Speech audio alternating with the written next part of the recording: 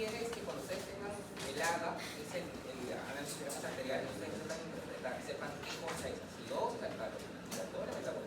Y eso requiere tiempo, ¿no? Las competencias, las habilidades no se adquieren de un momento a otro. Requiere tiempo, requiere práctica. Cuanto más AGAs tengan, pues más práctica van a tener. Los chicos que yo tengo en el hospital, que van conmigo al hospital, pues tienen que ir a aprender AGA, ¿no? Entonces, ya cuando están en contacto con el paciente, ven los altos, ya se familiarizan más. Y a la parte teórica, ayudan a la práctica. Si ustedes no tienen la base teórica, entonces es difícil que puedan interpretar. Tienen que tener esta base sólida. Lo que yo les he dado es la base, nada más, porque tiene para más. No les he puesto ningún ejemplo para ya no exigirles tanto. Pero en los ciclos anteriores sí les ponía ejemplos. En los ciclos anteriores sí ponía ejemplos. Pero ya este ciclo tengo que ver.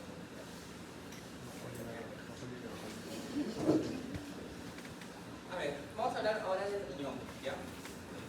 A partir de ahora, de la semana 4, ya vamos a empezar un poco fisiopatología ya por sistemas, ¿no? Hasta la semana pasada o hasta la clase anterior era una como que generalidades, ¿no? Hemos hablado de inflamación, de fiebre, de base. Ahora vamos a hablar un poco más, vamos a ir por aparatos sistemas. Lo primero que vamos a ver va a ser fisiopatología nefrológica. Entonces, pues tenemos que empezar hablando sobre el riñón, ¿no? Generalidades, ¿no? Cosas tan básicas como que sabemos que los riñones son dos, ¿sí? Se encuentran en el retroperitoneo, ¿sí? Tienen una ubicación más o menos entre T12 y L3, ¿ya? Decimos que el riñón derecho está más abajo que el izquierdo. ¿Por qué? Por el hígado. Por el hígado, ¿no? Eso hace que el riñón derecho baje.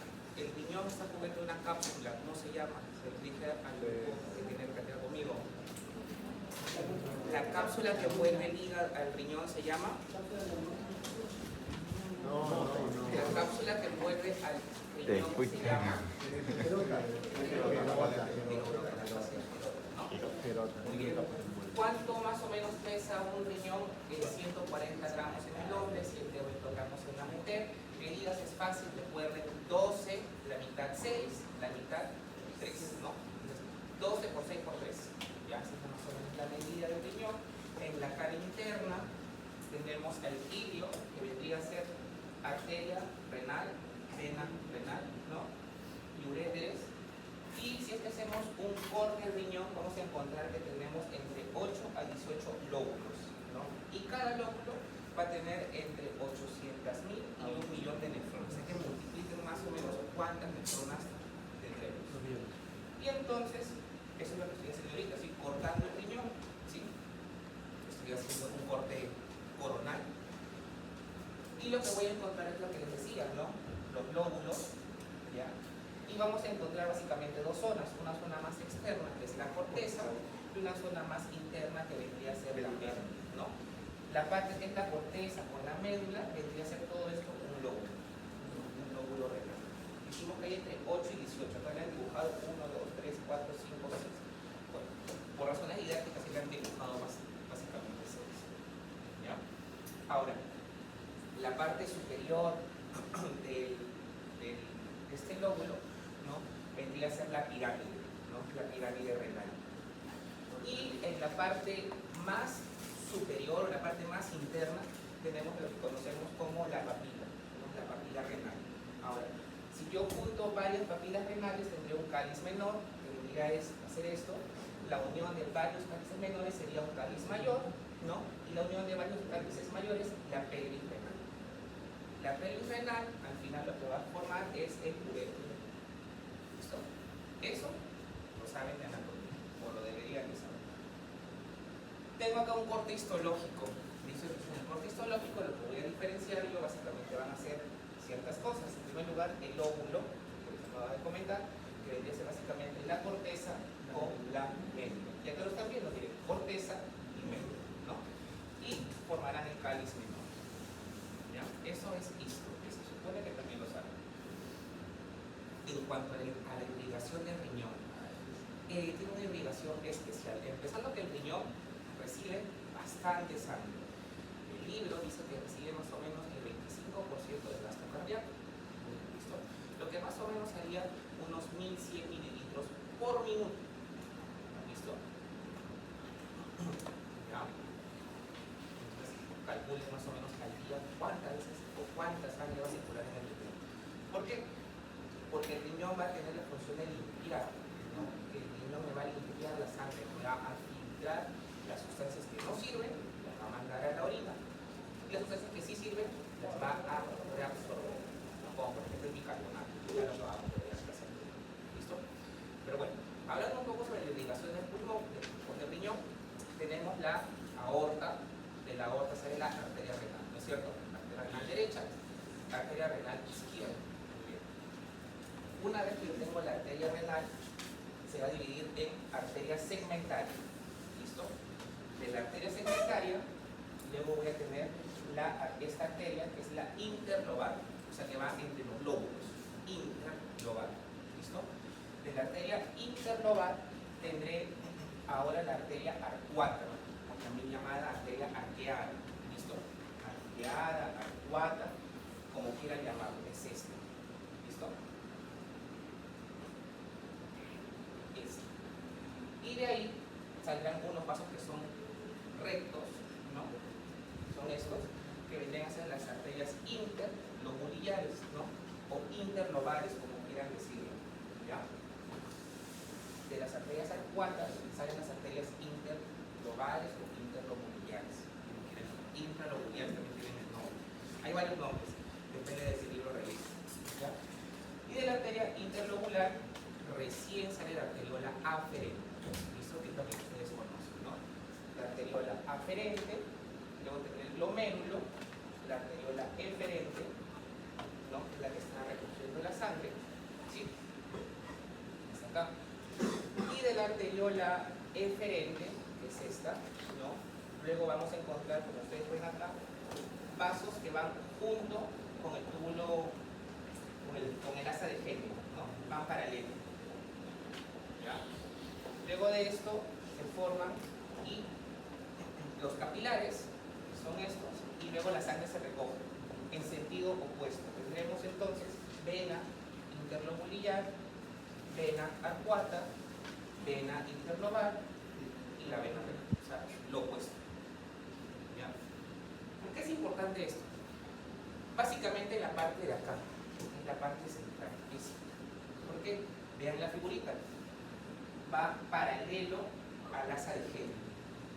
Yo estoy viendo que acá está el asa de Henle y juntito va el vaso sanguíneo. ¿Listo? Y un dato, esto está ocurriendo en la médula, no está ocurriendo en la corteza. ¿Ya? Ocurre en la médula. Va el asa de Henle y al costado va el vaso sanguíneo. ¿Ya? ¿Por qué es importante eso? Porque ese mecanismo me va a ayudar a concentrar la orina. ¿Listo? Va a permitir lo que conocen ustedes, o deberían de conocer, como el sistema multiplicador contracorriente. Si no saben qué es eso, lean Guyton porque se los han debido enseñar muchísimo. Y si no, igual lo van a revisar en la parte práctica, porque hay una exposición sobre eso. ¿No? Muy bien, vuelvo a repetir. Esto ocurre en la médula. ¿Listo? Ocurre en la médula. Y entonces, pues resulta, como todos ustedes saben, que la función del riñón va a ser la nefrona. Vamos a entrar en la nefrona. Que sepan que hay dos tipos de nefronas, ¿no? Las nefronas corticales y las nefronas yuxtamedulares, ¿no? Las corticales, pues eso, se encuentran en la corteza, ¿listo? Y las yuxtamedulares se encuentran por encima de la médula, por eso se llama yuxta. Yuxta significa encima, ¿listo? Encima de. Entonces, nefronas corticales y nefronas yuxtamedulares. ¿Sí? Dato curioso, a partir de los 40 años, ¿sí? Por cada 10 años disminuye el 10% de nefronas. Significa que A los 50 ya tiene 10% menos. A los 60, 10% menos. A los 70, 10% menos. ¿Listo? Entonces, un abuelo de 80, 90 años, pues tendrá básicamente solamente, o sea, ha perdido el 40% de sus neuronas. ¿Sí? Pero ese otro 60% suple, ¿no? O recompensa esa pérdida de neuronas natural que se va a dar. ¿Listo? Como digo, se pierde 10% por cada 10 años. ¿Ya? Bueno. Ustedes están viendo ahí la nefrona, ¿no? La nefrona va a tener básicamente dos componentes. ¿Sí? Acá, para que ustedes vean, las nefronas corticales son estas chiquitas, ¿sí? Y las nefronas yuxtamedulares. Ya es lo que les decía, se pierde el 10% por cada 10 años. Y las nefronas corticales son el 85% y las yuxtamedulares son un 15%. O sea, yo tengo más corticales que yuxtamedulares. ¿Ya? Ahora, vean la figura. Acá está la cortical y acá está la yuxtamedular. Vean, ojo clínico, ¿cuáles son las diferencias? ¿Cómo así que el tamaño? ¿Cómo?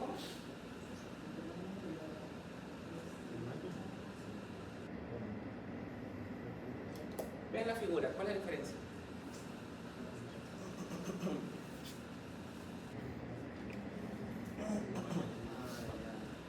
¿Cuál es la diferencia? ¿Cómo? ¿El tamaño de qué? Puede ser conexión con lo que sería ¿El la tamaño de qué? Enlace de genio. Esto es más corto y esto es más largo. ¿Qué es esto? De asa de Henle, pues, ¿no? Ya, entonces, las yuxtamedulares estas tienen una asa de Henle más profunda. Las corticales son más chiquitas, ¿no? Entran y salen. En cambio, estas entran hasta abajo y luego salen. ¿Por qué? ¿Para qué? Pues eso, lo que decían en la pregunta anterior, para que puedan concentrar la orina. ¿Listo? Concentran la orina. ¿Ya? Entonces, las que van a concentrar la orina son las yuxtamedulares. ¿Ya? Yuxtamedulares.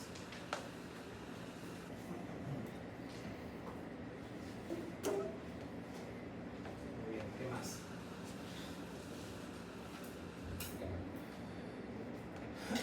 La nefrona tiene dos componentes. Vamos a estudiarlo así. Dos componentes.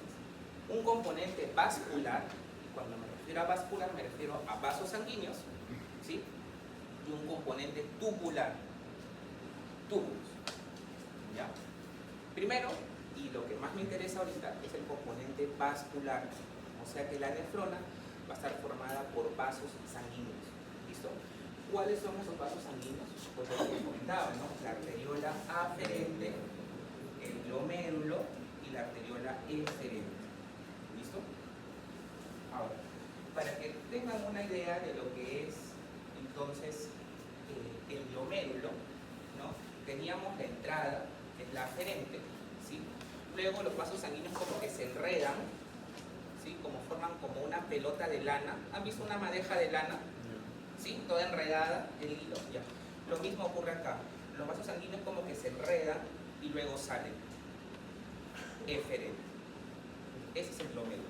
La puerta de entrada será la aferente, se enreda y luego sale la eferente. ¿Listo? Todo esto, figura acá.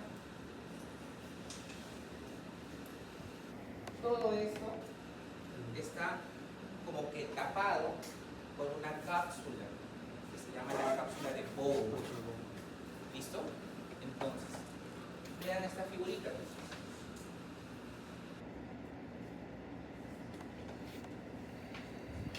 Tengo yo la entrada, arteria aferente. Luego se enredan los vasos y luego sale eferente. Todo esto está tapado, como encapsulado por esta cosa amarilla que ven acá. Es la cápsula de Bowman. ¿Listo?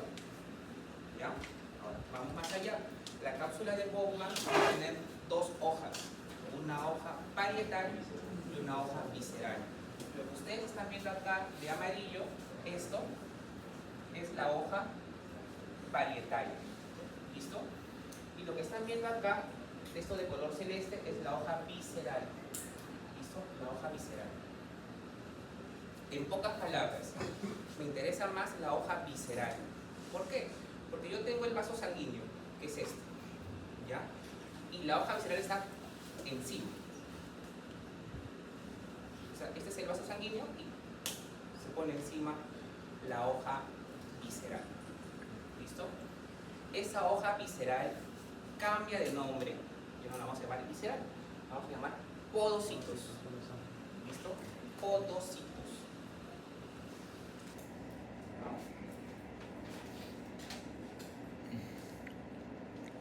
Muy bien. Entonces, acá, arteriola aferente, glomérulo, arteriola eferente. Vean acá, lo que están haciendo es un corte. Vean cómo están cortando el glomérulo, ¿sí? Transversal, te lo están poniendo acá. Y entonces voy a reconocer los mismos elementos. Tengo yo mi vaso sanguíneo, que es este. Acá hay uno, acá hay otro grandote, vean. Y sé que es un vaso sanguíneo, ¿por qué? Porque está el glóbulo rojo acá. Te indica que es un vaso sanguíneo, ¿listo?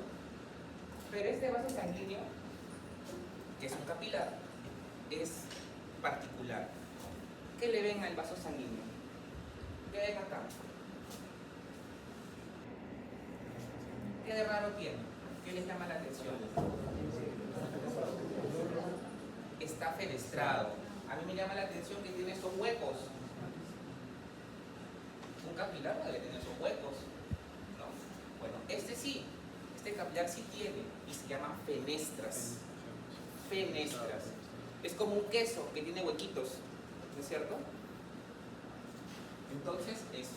El capilar es fenestrado. ¿Listo? Ahora. Muy bien. Como todo capilar, como todo endotelio, va a reposar sobre qué? Todo epitelio sobre qué reposa? Sobre una membrana basal. Y eso es lo que estoy viendo acá, de color, esta parte. Esto, esa es la membrana basal. ¿Sí? ¿Me siguen, no, chicos? Sí. Esa es mi membrana basal. Membrana basal. ¿Listo? Y algo más, les dije que encima del endotelio se ponía la capa visceral, ¿no? Que ahora se llama podocito. Y lo estoy viendo yo acá de color celeste. Este es mi podocito. ¿Listo? Pero ¿qué de raro tiene este podocito? Se llama podocito porque el podo viene de pies. ¿Listo? Es decir, de que se está pegando al endotelio, pero dejando espacios. Es decir, de que no se pega así, sino que se pega así. ¿Me entienden? ¿Sí? ¿Se entendió? Es lo que estoy viendo acá. El podocito se está pegando al endotelio, pero está dejando espacios. ¿Listo? Podocitos o pedicelos, también por ahí lo pueden encontrar en algún libro, ya para que no se confundan. Se escribe pedicelo, pero se pronuncia pedicelo, ¿ya? Pedicelo, pero se pronuncia pedicelo. Y lo que está acá de amarillo, esto sería básicamente la capa parietal, ¿no es cierto? Porque la capa visceral es esta. Capa parietal, capa visceral. ¿Sí? Y me está dejando acá un espacio. Este espacio, que está en blanco. Este espacio. ¿Sí? Es el espacio de Bowman. Recuerden que el glomérulo está contenido en la cápsula de Bowman, ¿ya? Y esas dos cosas forman el corpúsculo renal. ¿Listo? Corpúsculo renal. ¿Ya? ¿Se ha entendido hasta ahí o lo he dicho muy rápido? ¿Sí? Ya, listo. Ahora, algo más.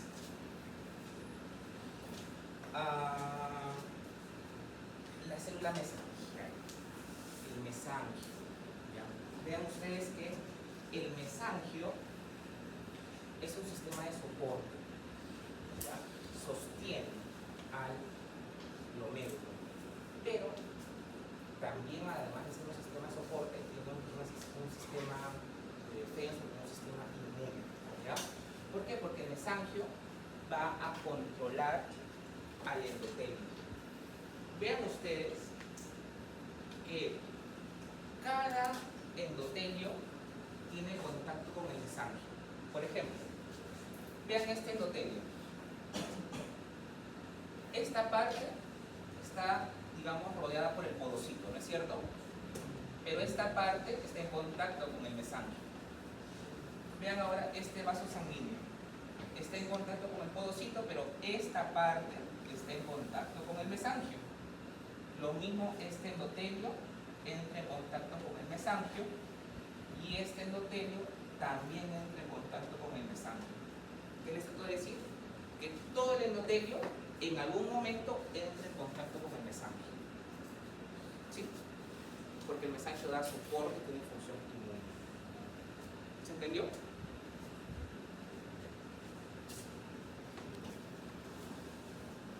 Muy bien. Ahora, eso es lo mismo, solamente que en lugar de haberlo cortado así, ¿no? Lo están cortando así para que ustedes puedan ver, digamos, así, a través de la luz. Vean acá. Entonces,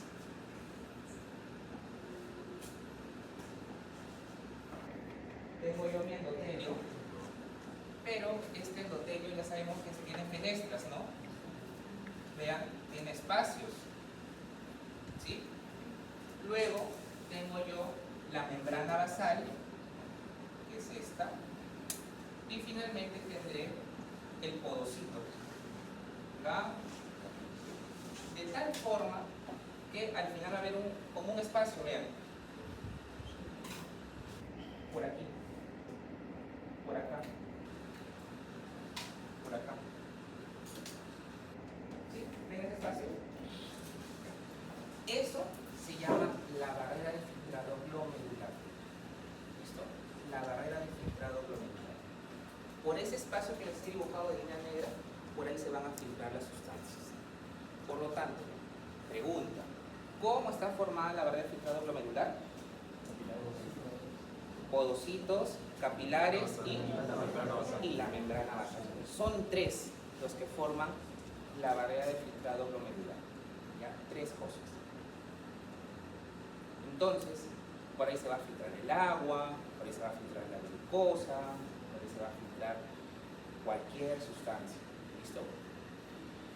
Y los que hemos tenido práctica la semana pasada con mi grupo, comentábamos un poco de esto. ¿De qué va a depender entonces? ¿De que se filtre o no se filtre? De las presiones, ¿no?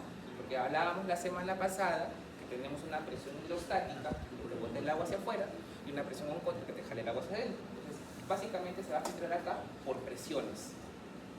¿Listo? Por presiones. Tendríamos una presión hidrostática de 60, en este caso, y una presión oncótica de 10, de 50. Por lo tanto, la fuerza que sale es 60 y la fuerza que entra es 50. Me quedaría yo con 10. ¿Listo? 10. La presión de filtración neta va a ser de 10. ¿Listo? Entonces, la presión de filtración neta es 10. A esto lo multiplico por el factor de la superficie que se llama KF, 12.5. Por lo tanto, mi tasa de filtrado glomerular va a ser la presión de filtración neta por mi KF. O sea, 10 por 12.5. ¿Cuánto sale eso? 125. Por lo tanto, mi tasa de filtrado glomerular es de 125 mililitros por minuto. ¿Listo? 125 mililitros por minuto. De esos 125, ¿cuántos se van a reabsorber? Se van a absorber 124 y solamente 1 mililitro va a formar orina. 1 mililitro por minuto. Entonces, en una hora, ¿cuánto? 60, ¿no es cierto? En un día, Lo hicimos con mi grupo, 60 por 24 horas. ¿Cuánto salía eso? 1900 es mucho. No, es mucho, 900, muy poquito. Salía 1440. Por lo tanto, lo normal que yo espero orinar es 1440 al día. O sea, litro y medio, en pocas palabras. ¿No? Litro y medio, redondeado. ¿Ya? Ahora, esta presión de filtración neta de 10, ¿no? Era el resultado de la presión que entraba, que era de 60, con la de que salía, que era de 50. ¿No? Revisen el libro, porque en el libro les va a decir de dónde sale este 60 y de dónde sale este 50. Y eso lo expusimos la semana pasada, no me acuerdo si lo puse o no. Hans, tú fuiste el que pusiste eso, ¿no? Bueno, listo. Entonces, eso.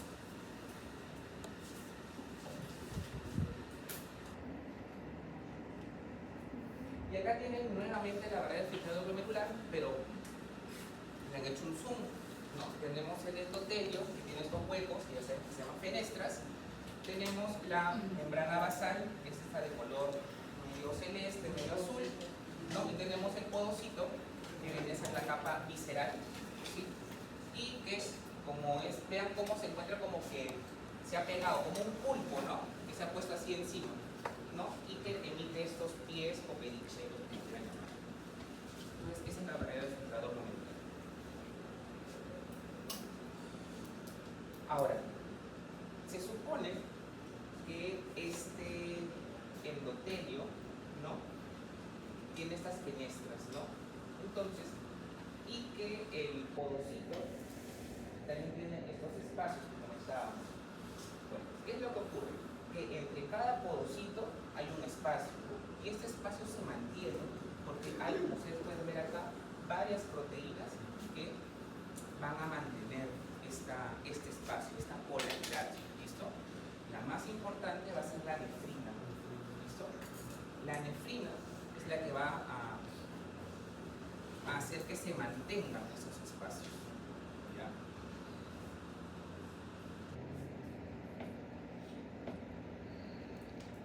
Vean aquí, la nefrina es el componente de mayor cantidad de proteínas, o sea, la que va a mantener estos espacios en los podocitos es la nefrina, ¿verdad?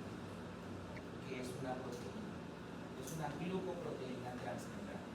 Tiene una parte dentro del podocito y otra parte que sale fuera del podocito, se llama transmembrana. ¿Ya?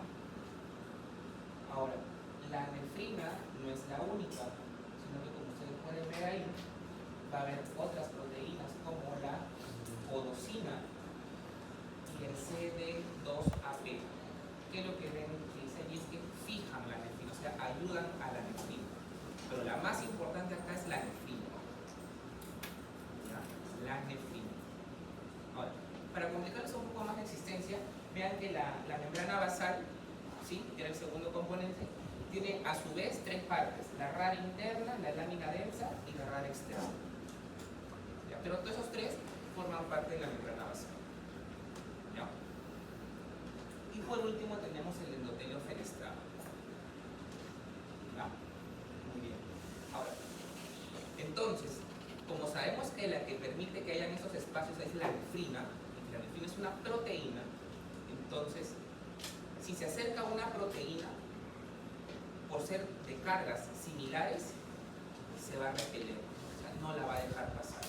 El ejemplo más claro es la albúmina, ¿no? La albúmina es una proteína, y acá tengo otra proteína. Ambas son cargas negativas, entonces no debería de pasar. ¿Listo? Entonces, ¿de qué va a depender de que pasen o no pasen las sustancias? Básicamente de la carga eléctrica. Si tienen una carga eléctrica opuesta, va a pasar. Si tienen una misma carga eléctrica, no va a pasar. Y el otro factor de que depende también es el peso. Este es como si fuera una puerta. Si la puerta es muy angosta y tú eres muy gordo, no vas a pasar. Entonces también depende del peso molecular. La albúmina no pasa, no por el peso, la albúmina no pasa por la carga eléctrica, porque es negativa. Y acá también es negativa. Entonces no debería de pasar. Y si pasa, es porque algo malo está pasando. Por lo tanto, yo en orina no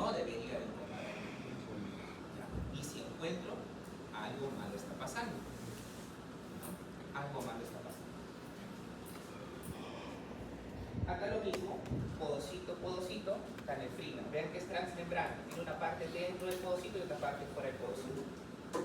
¿Ya? Transmembrana. Y dijimos que el CD2AP, ¿no?, con la podocina fijan la nefrina. O sea, ayudan a la nefrina. Pero la estrella acá es la nefrina, es la principal.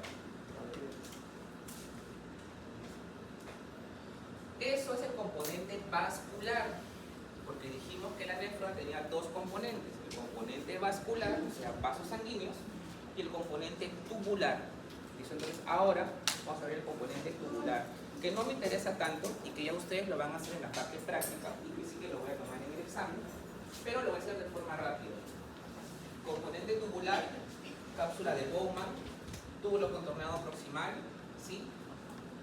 Asa de Henle, que tiene una rama descendente, una rama ascendente delgada, una rama ascendente gruesa, túbulo contorneado distal, conducto colector y túbulo colector. Eso ya ustedes lo saben, ¿no? Pero lo que sí tienen que saber es un poco más, es que a través de estos túbulos pues van a ocurrir cosas. Algunas sustancias se van a reabsorber y otras se van a excretar, ¿no? Aquí tienen un cuadro básicamente del agua. Solamente nos están mostrando el agua, ¿sí? Vean que el agua se reabsorbe básicamente en el túbulo contorneado proximal. ¿Listo? Y vean, ¿quién lo hace? Aquaporina 1. ¿Listo? Aquaporina 1. En la rama descendente de Henle se reabsorbe agua. ¿Quién lo hace? Nuevamente aquaporina 1. En la rama ascendente no se reabsorbe nada de agua. ¿Listo? Porque, si recordarán, en la rama descendente se reabsorbe agua, pero no electrolitos. Y en la rama ascendente es al revés, se reabsorben electrolitos, pero no agua. ¿Listo? Y por último, en el túbulo colector se reabsorbe agua, gracias a quién? Porque lo expliqué la semana pasada, aquaporina 2, ¿no es cierto? ¿Y quién hace eso? La ADH, ¿no? Metes agua al riñón por aquaporina 2 y sale con aquaporina 3 y 4. Eso ya lo saben de la semana pasada. ¿Ya? Muy bien. Entonces, vamos por segmentos. En el túbulo contorneado proximal se va a reabsorber gran cantidad de sodio, cloro, bicarbonato, potasio, agua, que lo acabo de explicar, glucosa y aminoácidos. ¿Listo? O sea, prácticamente en el túbulo contorneado proximal se reabsorbe casi todo. ¿Listo? Casi todo. Como ven allí, 65% de sustancias. ¿Qué se va a excretar? Vean, hidrogeniones, lo acabamos de ver en la clase pasada, ¿sí? Ácidos, que también se va a oxidar el hidrogenión, ¿no? Y bases. ¿Listo? Entonces todo este floro que les metí del BAF, del riñón y tal, pues ocurre aquí, en el túbulo contornado proximal. ¿Ya? Muy bien. Ahora, el gran protagonista acá es el sodio. Aquí lo que se reabsorbe es básicamente sodio. Y si yo jalo sodio, jalo agua. ¿Listo? Jalo agua. Es por eso que acá en la figura de la derecha ven que el sodio interviene prácticamente en todo. Sodio jala cloro, sodio jala ácidos orgánicos. O sea, el sodio te va a jalar todo. El sodio jala glucosa también. ¿Ya? Hay un cotransportador de sodio con glucosa. Y recuerden eso porque cuando hablemos de diabetes, la fisiopatología de la diabetes también está acá. Una parte de la fisiopatología de la diabetes. ¿Listo? Entonces recuerden, el sodio es la estrella. El sodio jala todo. Sodio jala agua, sodio jala cloro, sodio jala ácidos. ¿Listo? Entonces el sodio es lo que más interviene acá. Luego vamos a el asa de Henle. El asa de Henle puede ser descendente y ascendente. La ascendente puede ser delgada y gruesa. Ojo que la descendente solamente es delgada, no hay descendente gruesa. ¿Ya? La ascendente sí que es delgada y gruesa. ¿Ya? Primero vamos con la descendente. En la descendente pues, como les dije hace un ratito, solamente entra agua, nada más que agua. No entra ni sodio, ni cloro, nada. Solamente entra agua, agua y agua. ¿Listo? ¿Y quién lo hace? Aquaporina 1. ¿Ya? Entonces, esta parte es más fácil. Solamente agua. Vámonos con la ascendente. ¿Listo? Tenemos la ascendente delgada y la ascendente gruesa. ¿Ya? Aquí va a ser al revés. Aquí no va a entrar nada de agua. Cero agua. Lo que sí van a entrar van a ser electrolitos. ¿Listo? Y aquí hay que destacar este intercambiador. Sodio, potasio, 2-cloro. Es un cotransporte. Entra todo eso. Entra una molécula de sodio, entra una molécula de potasio y entran 2 de cloro. En el mismo sentido. Todo entra. ¿Listo? Muy bien. Ahora, vean ustedes que entró sodio, potasio y 2-cloro. ¿Listo? Este sodio que entró se intercambia por potasio por la bomba de sodio, potasio, TPase. ¿Listo? Muy bien. Ahora, como entró potasio, este potasio va a salirse hacia la orina. ¿Listo? Y lo hace a través de 2 canales. ¿Listo? Este que se llama ROM, para que hasta acá significa canal de potasio medular externo renal. ¿Listo? ROM. Y el otro canal que se llama MaxiCap. Hay 2 formas de botar potasio: ROM y MaxiCap. ¿Listo? Este cloro que entró, chicos, va a entrar a la sangre mediante este canal que se llama CNC, NKB, ¿no? O de Bartin, como quieran llamarlo. ¿Listo? Acá está lo que significa eso, para que lo vean. ¿Ya? Muy bien, no se olviden, tenemos hasta 4 cosas importantes. La primera, bomba de sodio, potasio, 2-cloro, es 1. La segunda es el ROM, que es como bota el potasio, ¿sí? Y el tercero es el MaxiCap, como bota potasio. Y el cuarto es el canal de Bartin, que es el que jala cloro. ¿Listo? De estos 4, me recontra interesa el primero, sodio, potasio, 2-cloro. ¿Por qué? Porque cuando hablemos, cuando ustedes lleven diuréticos, ¿sí? Van a haber fármacos que me van a bloquear ese sodio, potasio, 2-cloro. ¿Listo? Si yo bloqueo eso, no entra sodio. Y si no entra sodio, ¿quién no entra? No entra agua. Entonces tú vas a empezar a orinar agua, pero después vas a botar sodio. Pero no solamente sodio, vas a botar potasio, vas a botar cloro. ¿Listo? ¿Cómo se llaman esos fármacos diuréticos de asa? Porque se encuentran en el asa de Henle. Diuréticos de asa. ¿Listo? Ejemplos: furosemide.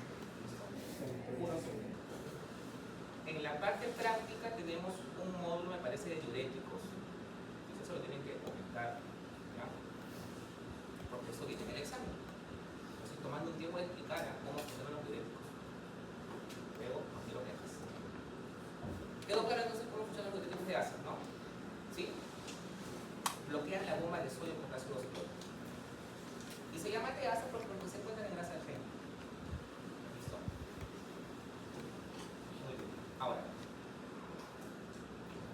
para complicarles más la vida, van a haber enfermedades genéticas en las cuales van a haber un déficit o un error en estos canales.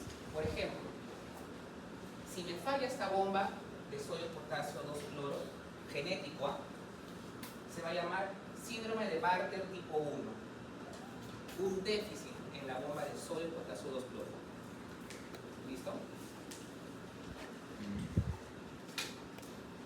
Si me falla el ROM, tendré Bartter tipo 2. Síndrome de Bartter tipo 2, cuando falla el ROM. ¿Listo? Y si falla este canal de cloro o de Bartin, se va a llamar Bartter tipo 3. Bartter tipo 3. ¿Ya? Entonces, esta diapositiva es súper interesante, está diciendo un montón de cosas. ¿Ah? Me está explicando cómo funcionan los diuréticos. Me está explicando qué ocurre normalmente, lo fisiológico. Y me está explicando el síndrome de Bartter tipo 1, tipo 2 y tipo 3. ¿Ya? ¿Se entendió? ¿Sí? ¿Sigo? ¿Sigo?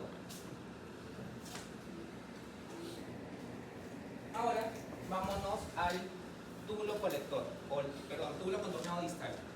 ¿Listo? En el túbulo contorneado distal, pues lo que va a ocurrir es la reabsorción de sodio, cloro, un ratito, aguanta, rebobino. Acá ocurre algo más. Miren que entre una célula y otra célula hay un espacio, que es este, ¿no es cierto? Y el de acá. ¿Qué están observando? Que se está filtrando o reabsorbiendo calcio, magnesio y sodio. ¿Listo? ¿Por qué ocurre eso? Básicamente por diferencias de presiones. ¿Listo? De mayor presión a menor presión. ¿Listo? Eso se llama transcelular. ¿Listo? Estos va a ser paracelular y el de acá será transcelular. Espacio entre una célula y otra, transcelular. ¿Sí? Ahora sí. Túbulo contorneado distal. Acá tenemos otras bombas. Por ejemplo, el calcio, TRPV5. Y tú y yo comentamos sobre el calcio la semana pasada. Vean que este calcio se absorbe gracias a esta proteína que se llama cloto. ¿Listo? Cloto. ¿Ya? Cloto. También dije que el calcio tenía una proteína que se llamaba calindina, eso lo dije la semana pasada, que absorbía o que ayudaba a la absorción del calcio. Y acá tendré nuevamente la bomba de sodio, potasio, 2-cloro, la bomba de sodio con calcio, ¿no? Y acá van a actuar unos fármacos que se llaman diuréticos tiacídicos. ¿Listo? Tiacidas. ¿Ya? Las tiacidas. Por ejemplo, hidroclorotiazida. Y ya para acabar, tenemos en el conducto colector, túbulo colector. Y para acabar, La reabsorción acá en el túbulo colector básicamente va a ser comandado por hormonas. ¿Listo? Básicamente dos hormonas. ADH, que es la que me va a jalar agua, ¿no es cierto? Para que no orine. Recuerden que ADH es no orinar, esa es su función. Y la otra hormona que va a intervenir acá va a ser la aldosterona, que es esta. La aldosterona se une a su receptor de aldosterona. MR significa receptor mineralocorticoide. ¿Listo? Eso induce cambios en el núcleo y eso va a hacer de que se absorba sodio y se bote potasio. ¿Cómo se llama el conducto por el cual, o el canal que jala sodio? ENAC. ENAC, ¿ya? ENAC es canal de sodio epitelial. ¿Y cómo se llama el que te bota potasio? Nuevamente el ROC. ¿Listo? Canal de potasio medular externo distal. Entonces, ¿qué hace aldosterona? Jala sodio, bota potasio. Si jala sodio, jalas agua. ¿Listo? Muy bien. Y acá van a actuar un tercer grupo de diuréticos, que son los diuréticos ahorradores de potasio. ¿Listo? Diuréticos ahorradores de potasio.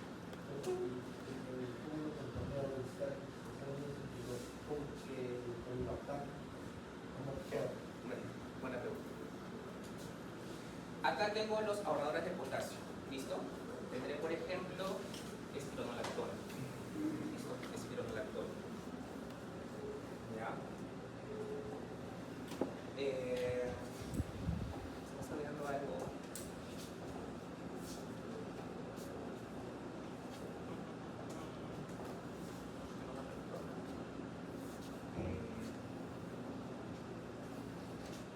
Ya, básicamente eso. Los que ahorran el potasio entonces bloquean este receptor, ¿no? Y entonces ya no reabsorbes sodio, no reabsorbes agua. Dijimos que tenemos a la aldosterona, tenemos eplerenona también, y amiloride y triantereno. ¿Ya? Busquen esos, por favor. Él me estaba preguntando sobre los baptanes. ¿Recuerdan que comentamos la semana pasada sobre los baptanes? ¿No? Los baptanes igual van a actuar acá, en el túbulo contorneado distal, pero lo que te bloqueaban era la aquaporina. Te bloquean la aquaporina. No sé si está ahí la aquaporina. No, no es acá la aquaporina, porque acá lo que me están tratando de demostrar es el efecto del aldosterol. Pero acá también teníamos la aquaporina, ¿no? Que se lo mostré acá, ¿se acuerdan?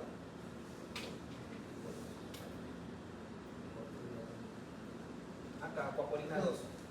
Acá te bloquea la lobactamis. ¿Listo? Pero vean que acá solo te están haciendo perder agua. ¿Listo? En cambio, por ejemplo, el de ASA te hace perder agua, pero te hace perder potasio y cloro. En cambio, el Bactan no. El Bactan te hace perder solamente agua. ¿Ya? Listo. Eso es para ver el ciclo de la urea, eso lo vemos en práctica. Y eso es lo que tú me decías. Acá está. ¿Listo? Los Bactanes que bloquean acá, la aquaporina 2. ¿Ya? Por último, comentamos eso en el túbulo colector, ¿no? Teníamos las células intercaladas y principales. Eso sí lo comenté la semana pasada, ¿no? Las intercaladas tipo A, ¿se acuerdan que les dije? Que lo que hacían era que uno botaba hidrogenio, ¿sí? Y ¿qué metías? Potasio. Por lo tanto, intervenían en la acidosis, pero te causaban hipercalemia, porque te jalaban potasio. En cambio, en el tipo B, también te botaban bicarbonato y también te botaban potasio. Se te ayudaban en la alcalosis y te generaban hipocalemia. Esto porque estás perdiendo los dos. Perdiendo potasio y perdiendo bases. Eso es lo mismo, la intercalada tipo 1 y tipo 2 y la principal. Y listo. Eso es un poco, eso es el recuerdo fisiológico. Eso es lo que ya deben de saber para recién poder hablar de lo patológico. ¿Listo? Entonces, ¿hasta acá alguna duda?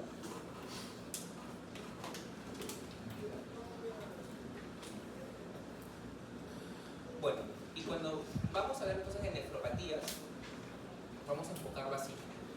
Como ustedes ven las X, ¿no? Pueden haber una nefropatía porque me está fallando el vaso sanguíneo. Es un componente vascular. ¿Listo? Pueden haber nefropatías porque mi problema está acá en el glomérulo. Van a haber cosas de nefropatías glomerulares. Me está fallando los túbulos. Van a haber muchas nefropatías tubulares. O el espacio que está entre célula y célula, ¿cómo se llama? Intersticios. Entonces van a haber nefropatías intersticiales. Nefropatías vasculares, tubulares, glomerulares e intersticiales. De estas cuatro, solamente me voy a enfocar en las glomerulares. ¿Listo? Solamente en las glomerulares. O sea, el fallo está acá. ¿Listo? Entonces, las enfermedades glomerulares, como dicen allí, es una de las causas más frecuentes de insuficiencia crónica. ¿Listo? Los glomérulos van a ser lesionados por múltiples factores. ¿Listo? Pueden ser enfermedades que se han originado en el riñón. ¿Listo? O pueden ser enfermedades que se originaron fuera del riñón, pero afectan al riñón. El ejemplo más claro es la diabetes. ¿Listo? La enfermedad no tiene nada que ver con el riñón, pero en el curso de la enfermedad afecta al riñón y nos conocemos como nefropatía diabética. ¿Listo? Entonces, con nefropatías primarias, enfermedades que se originan en el mismo riñón. ¿Listo? Tenemos la aguda proliferativa, todas que ven ahí. ¿Listo? Enfermedades sistémicas, por ejemplo, lupus, también diabetes, o sea, enfermedades que se originaron fuera del riñón, pero que terminan afectando al riñón. ¿Listo? Y por último, enfermedades hereditarias. Tenemos al síndrome de Alport, la enfermedad de Fabry, entre otras. ¿Listo? Entonces, estas enfermedades glomerulares se van a enfocar de la siguiente manera. Tenemos un síndrome nefrítico, un síndrome nefrótico, una enfermedad renal crónica. Lo vamos a enfocar así, ¿listo? Como síndrome nefrítico y síndrome nefrótico, que es lo que se está pidiendo en sílabus. ¿Ya? Nefrítico y nefrótico. Los síntomas vamos a ver más adelante. Algo que ustedes tienen que saber es que cuando ustedes lean el libro, y seguramente lo que también van a decir es el término global, segmentario, focal y difuso. Entonces, para que ustedes tengan un buen entendimiento de eso, les a ayudar mucho esta diapositiva. Cuando yo digo global y segmentario, ¿listo? La parte de acá. Solamente me voy a enfocar en un solo glomérulo. Uno solo. ¿Listo? Entonces, su ojo clínico nuevamente. ¿Qué está pasando en este glomérulo? Está afectado totalmente. Todo el glomérulo. Y segmentario, una parte de un glomérulo. ¿Listo? Una parte de un solo glomérulo. Nuevamente repito, global está afectado todo el glomérulo, pero es uno solo. Y el segmentario es una parte de un solo glomérulo. ¿Listo? Ahora vamos en el otro lado. Acá vamos a hablar de difuso y de focal. ¿Listo? Ven acá, difuso y focal. ¿Qué ven acá en el difuso? Varios glomérulos. Ok. Veo yo 4 glomérulos y de esos 4 están afectados los 4 en su totalidad. ¿Listo? ¿Y qué veo acá? Una parte de Los los 4 están afectados, pero solamente una parte. ¿Listo? Porque ya dijimos que segmentario es una parte. Y global es todo. Entonces, cuando yo digo difuso y focal, me refiero a varios. A varios. ¿Listo? Si yo le agrego difuso global, es porque de estos varios, la totalidad se encuentran afectados. Y cuando digo difuso segmentario, es que la totalidad se encuentran afectados, pero unas partes, nada más. ¿Listo? Vamos acá, focal. ¿Qué es lo que ven acá? Que yo veo, hay glomérulos que están buenos y están malos. Y acá, ¿qué es lo que veo? Hay glomérulos buenos, hay malos, pero de esos malos solamente una partecita. ¿Listo? Entonces, ahora cuando lean el libro, lean Robbins y lean Rubin para esto. Cuando lean y vean ahí focal, segmentario, y ahora sí van a saber por qué es. No van a estar perdidos. ¿Ya? Vuelvo a repetir, lean Robbins y Rubin, ¿ya? Ahí tienen el libro. Bueno, entonces cuando el glomérulo se daña, el organismo va a responder frente a esta agresión. ¿Y cómo lo va a hacer? Mediante 3 formas. En primer lugar, hipercelularidad. Su mismo nombre lo dice. Se van a producir más células para tratar de compensar este daño. Aumento de células del ovillo glomerular. ¿Qué puede proliferar? El mesanquio. Ya saben lo que es el mesanquio. ¿Listo? ¿Qué puede proliferar? El endotelio. ¿Listo? Y por último, ¿qué puede proliferar? Leucocitos. Y si proliferan leucocitos, ¿cómo se llama eso? Leucocitosis.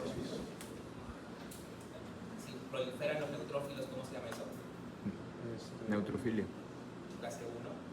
Neutrofilia. Sí, Si neutropenia es aumenta una el cosa. número de neutrófilos en un tejido amigrado, Ah, inflamación aguda. se va a inflamar. Se va a inflamar. ¿Listo? Porque se llaman neutrófilos agudos. Y si veo conocidos, Inflamación crónica. entonces, esa es una forma de responder del glomérulo, ya, hipercelularidad. La otra forma es que la membrana basal, que ahora ya la saben, se engruesa. ¿Listo? Se engrosa. ¿Ya? ¿Por qué se engrosa? Porque se va a depositar material amorfo. ¿Listo? Y van a formar capas adicionales. ¿Listo? ¿Se acuerdan que había una rara interna, rara externa y lámina densa? ¿No? Ahora va a ser mucho más gruesa. Lógicamente, por razones obvias, si es más grueso va a ser más difícil que se filtren las sustancias. ¿No es cierto? Y la otra forma es que se forme hialinosis, es el depósito de hialina, que es un material similar a las fibras de colágeno, y la esclerosis. Que se depositan en fibroblast. De esa forma va a responder el glomérulo frente a estas agresiones. ¿Ya? Vean entonces, chicos, que por ejemplo, para hablar de membrana basal, para hablar de glomérulo, si yo no les he dado la introducción de lo que es normal, van a estar volando. Entonces es importante, como les voy a repetir, que primero revisemos fisio para que recién entiendan lo. O sea, no podemos entender lo anormal si si no saben lo que es normal? ¿Listo? Y se supone que ustedes ya saben lo que es normal, porque llevó fisiología. Bueno, ¿cómo voy a enfocar yo la enfermedad glomerular? Porque se forman anticuerpos, como dijimos, vean. Acá tengo, por ejemplo, anticuerpos debajo del endotelio, ¿no? Esto naranja, vean acá. Debajo del endotelio, subendotelio, ¿no? Acá tengo anticuerpos, ¿dónde? En la membrana basal. ¿Listo? Entonces, vamos a ver si es nefrótico. ¿Listo? Aquí lo que está fallando es la pared del capilar, o sea, el endotelio está fallando. Recuerden que tenemos la barrera del filtrado glomerular, que era endotelio, membrana basal y podocito, ¿no es cierto? De esas tres, lo que nos está fallando es el endotelio, o sea, la pared del capilar. ¿Listo? Como está fallando mi capilar, entonces se van a empezar a fugar cosas que normalmente no se fugan. En primer lugar, la albúmina. La albúmina. Esto que es mi proteína. Ya les dije yo que la albúmina no debería de irse en la orina por la carga eléctrica. Pero en este caso, sí, pues, se debe hacer la albúmina en la orina. ¿Cómo se llama eso? Proteinuria. ¿Listo? ¿Cuánto es el rango? 3.5 gramos al día. ¿Listo? Más de 3.5 gramos al día es criterio de diagnóstico de síndrome nefrótico. ¿Listo? Ahora, por lógica, si yo estoy perdiendo albúmina, ¿qué está bajando? Albúmina. Ya está, pero ¿qué presión baja? Leucótica. Resultado, Edema. edema. ¿Listo? Edema. Pero este edema es por disminución de presión oncótica. ¿Listo? Bien, edema. ¿Quién produce la albúmina? El hígado. El hígado. Por lo tanto, entonces, tendré baja albúmina, hipoalbuminemia, porque todas se me siguen en la orina. ¿Listo? Y por último tendré hiperlipidemia. ¿Por qué? Porque lo que pasa es que el hígado es el que produce la albúmina. Y como el hígado sabe que se está perdiendo albúmina, el hígado empieza a producir todas las proteínas que pueda para tratar de compensar. Y en ese interés de tratar de compensar, produce hiperlipidemia. Una forma de compensar esa albúmina baja. Entonces, 4 criterios: proteinuria, edemas, ¿listo? Hipoalbuminemia e hiperlipidemia. Ya, tranquilo. ¿Listo? ¿Qué produce un síndrome nefrótico? Tendremos enfermedades primarias, o sea, que se han originado en el riñón, y enfermedades sistémicas. ¿Listo? Enfermedades primarias más frecuentes en adultos, la membranosa y la glomerulosis focal y segmentaria. Ahora ya saben lo que es focal y lo que es segmentaria. Esto por si no van a estar perdidos. ¿Listo? Entonces, glomerulosclerosis focal y segmentaria y nefropatía membranosa son las más frecuentes en los adultos, pero en los niños es la más frecuente la de cambios mínimos. ¿Listo? Cambios mínimos. Ahora, enfermedades sistémicas que pueden producir síndrome nefrótico, elegimos diabetes, lupus. ¿Listo? Lógicamente, no voy a hablar de cada una de ellas, voy a hablar de las más importantes. ¿Listo? De las más prevalentes. ¿Ya? Acá está la fisiopatología entonces de un síndrome nefrótico. ¿Listo? Tenemos hipoproteinuria, porque se está perdiendo proteína en la orina. Eso hace que baje la albúmina, baje la presión oncótica, y si baja la presión oncótica tendré edema. Hasta ahí, todo bien. ¿Listo? Ahora, como baja la presión oncótica, el hígado va a empezar a producir otras proteínas para tratar de compensar. ¿Y qué produce? Fibrinógeno. ¿Listo? Más fibrinógeno. Y ustedes saben que el fibrinógeno interviene en la coagulación, ¿no es cierto? Entonces va a haber una tendencia a la coagulación, un estado procoagulante. ¿Listo? Un estado procoagulante. Muy bien, ahora, como hay mayor síntesis hepática, baja el catabolismo, Y como les decía, eso interviene con la síntesis de lípidos y vamos a terminar en una dislipidemia. Va a aumentar ¿qué cosa? El LDL, el colesterol, triglicéridos. ¿Ya? Muy bien. Y por otro lado, esta proteinuria, ¿no?, va a verse, digamos, favorecida porque hay una deficiencia de la vitamina D. Ustedes saben que en el riñón se absorbe la vitamina o se vuelve a hidroxidar la vitamina D, y eso hace que traiga como consecuencia una baja del complemento, ¿no? Baja del complemento que sabemos que es el del sistema inmune. Por lo tanto, tendremos que estas personas son más susceptibles o más propensas a infecciones. ¿Listo?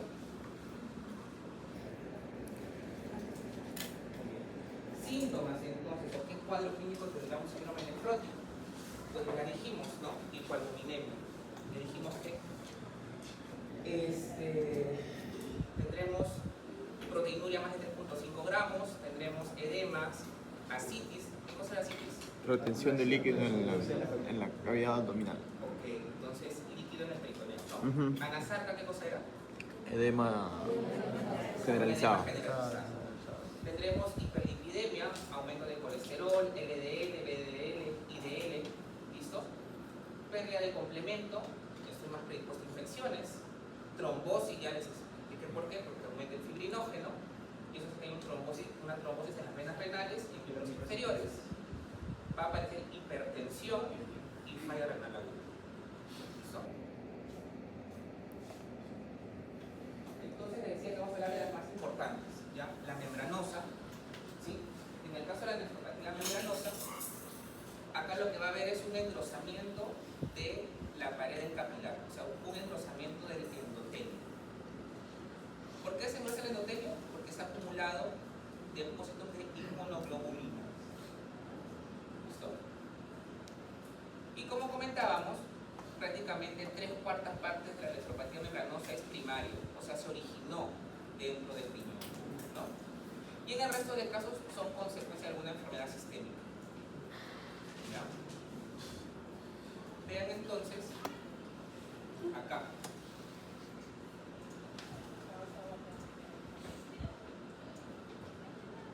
Acá tengo mi podocito, ¿sí? Y tengo mi membrana basal. Y esta membrana basal se encuentra engrosada. ¿Listo? Porque se están acumulando inmunoglobulinas en este lado. ¿Ya? Esa es la membranosa. Se llama membranosa de membrana basal. ¿Listo? En una fotografía electrónica van a ver esta parte más engrosada, que es la membrana basal. ¿Listo? La otra era de cambios mínimos. ¿Ya? En la de cambios mínimos lo que va a ocurrir es que se borran los podocitos. ¿Ya? Se borran los podocitos. Pero este detalle solamente se va a ver con un microscopio electrónico, por eso que se llama de cambios mínimos, porque a simple vista no se ve. ¿Listo? Por eso se llama de cambios mínimos. Y como les comentaba, la de cambios mínimos es la más frecuente en niños. ¿Listo? Cambios mínimos es la más frecuente en niños. ¿Ya? Ocurre más o menos a los 2 a 6 años de edad. ¿Listo? Lógicamente que debutan con un síndrome nefrótico. Todo este síndrome nefrótico. ¿Listo? Generalmente se cree que es autoinmune, ¿no? En algún momento hay una disfunción del sistema inmune y eso va a dar lugar a factores que van a dañar las células epiteliales viscerales, ¿no? Y van a causar proteína. ¿Ya? Generalmente el 90% de esos pacientes van a responder con corticoides. Muy bien, entonces vean en esta fotografía electrónica.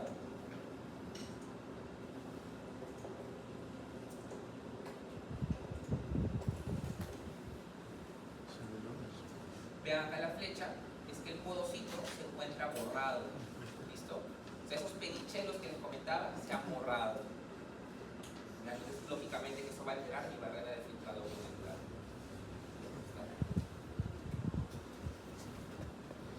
Ahora, pasamos al nefrítico. El nefrítico tiene otras características. Recuerden que el nefrótico era una lesión del endotelio. El nefrítico va a ser una lesión de la membrana basal. ¿Listo? Es diferente. La membrana glomerular. Como se encuentra alterada la membrana glomerular, entonces va a empezar a jugarse glóbulos rojos, hematuria. ¿Listo? Entonces lo que yo voy a encontrar acá va a ser hematuria. ¿Ya? Luego encontraré hipertensión arterial. Ah, por eso me está grabando.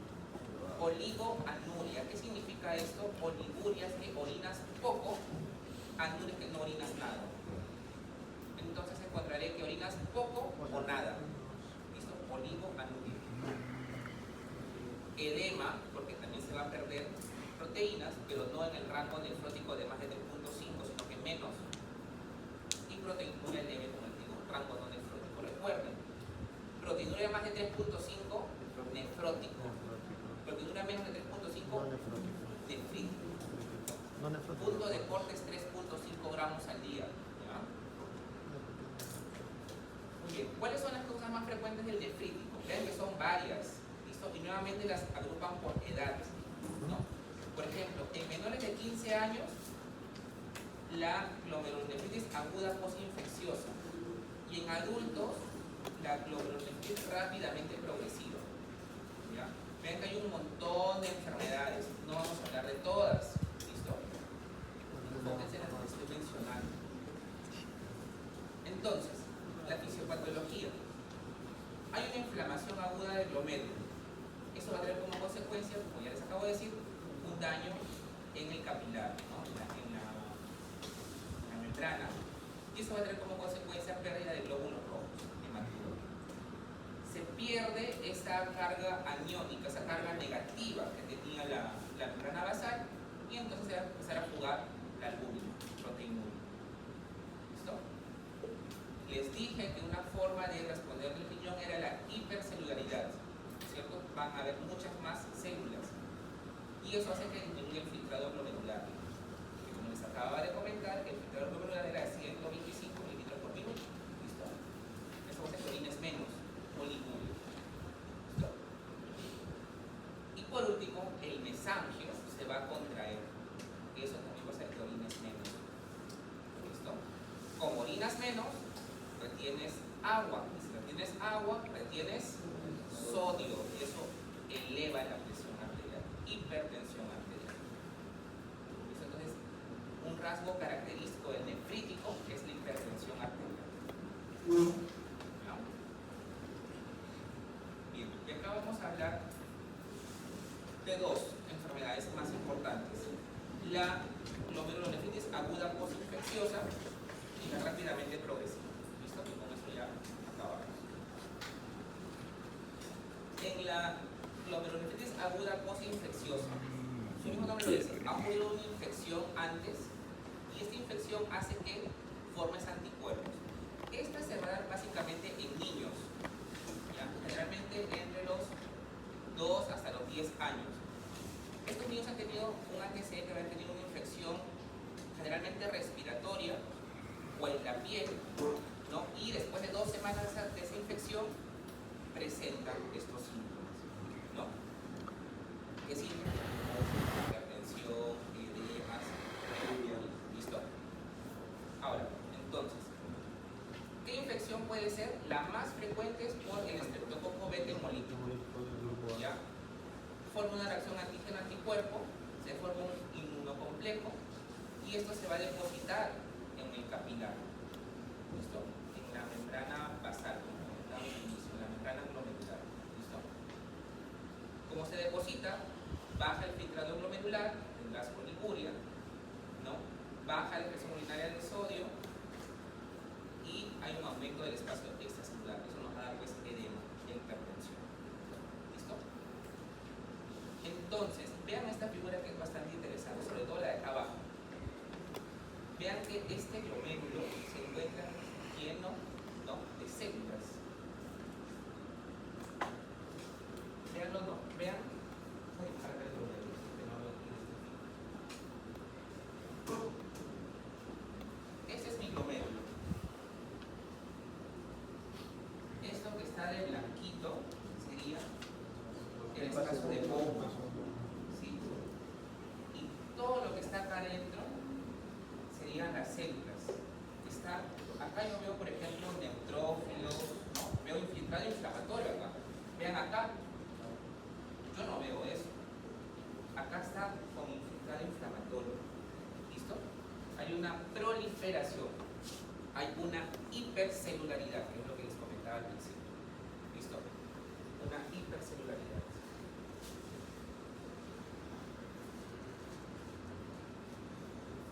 La otra es la glomerulonefritis rápidamente progresiva. ¿Listo? El mismo nombre lo dice, es una pérdida rápida y progresiva de la función renal, ¿no? Como todo síndrome nefrítico viene con oliguria. ¿Listo? Y lo que vamos a encontrar acá es la formación de semilunas, ¿no? Que vendría a ser la proliferación de las células epiteliales que recubren la cápsula de Bowman. ¿Listo? Vamos a ver en qué consiste esto.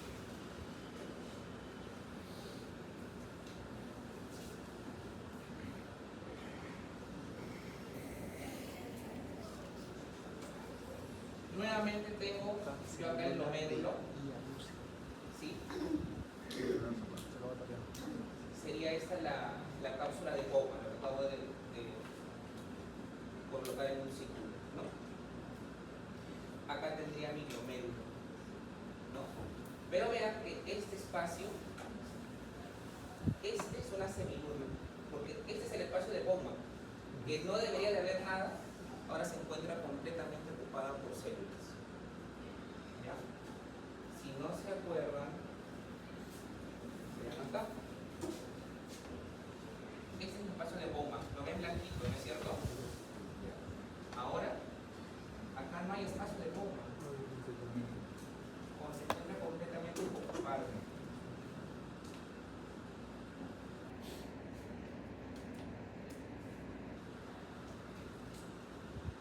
Esa es la semiluna. ¿Listo? Este espacio de acá debería estar libre, se encuentra ocupado. Entonces, esa es la formación de una semiluna, ¿no? Ahí encuentro una semiluna y acá encuentro otra semiluna. ¿Listo? Entonces es la proliferación de ese espacio de Bowman. ¿Se entendió? Listo. Y pues hay tres tipos de glomerulonefritis rápidamente progresivas, ya ustedes luego lo leen. Tipo 1 por anticuerpos antimembrana basal glomerular, tipo 2 por inmunocomplejos, y la tipo 3 pauci inmunitaria. Acá tienen un cuadro para que ustedes luego lo revisen en casa sobre diferencias entre nefrítico y nefrótico. ¿Ya? Luego lo revisan. Y antes de acabar esta parte, un poquito sobre litiasis renal, que también lo mencioné en el sílabus, son solamente dos diapos. Pues me interesa que sepan cosas concretas de los cálculos en el riñón, ¿no? Empezando que afectan más frecuente a mujeres. ¿En qué edad? Entre los 20 y 30 años. ¿Listo? ¿Por qué se forman los cálculos? Básicamente por el que se concentra mucho la orina. Tipo de cálculos, como ustedes pueden ver ahí, de calcio, el 70%. ¿Listo? El resto será, por ejemplo, de estrubita, 5 al 10%, de ácido úrico, unos porcentajes, y ya menos porcentaje de cistina. ¿Listo? Generalmente los cálculos son asintomáticos, no te pueden dar síntomas, ¿no? O sí que te pueden dar síntomas y te pueden producir un cólico renal grave, ¿no? Dolor abdominal, ¿no? Y si es que esos no se tratan, una lesión renal significativa, ¿no? Los cálculos grandes a menudo van a causar hematuria, porque van a, pues eso, dañar el componente tubular de la nefrona, ¿no? Y si es que este cálculo no se llega a sacar, te predispone a una sobreinfección. ¿Por qué? Porque la orina se queda estancada. Entonces, ¿qué hace que se agrega una sobreinfección? Si son cálculos pequeños, generalmente lo van a eliminar por la orina, ¿no? Y eliminar un cálculo en orina sí es doloroso, ¿listo? Y más si son hombres, ¿no? Porque la mujer tiene una uretra pequeña, pero el hombre tiene una uretra más larga, entonces eliminar el cálculo en un hombre es más doloroso, ¿no? Lo otro es que si no se puede porque son muy grandes, Si tienes un hay un uretro. procedimiento que se llama litotripsia, ¿no? Que son ondas que pasan a través del cuerpo y que te destruyen los cálculos, rompen el cálculo y esos pedacitos ya los puedes orinar.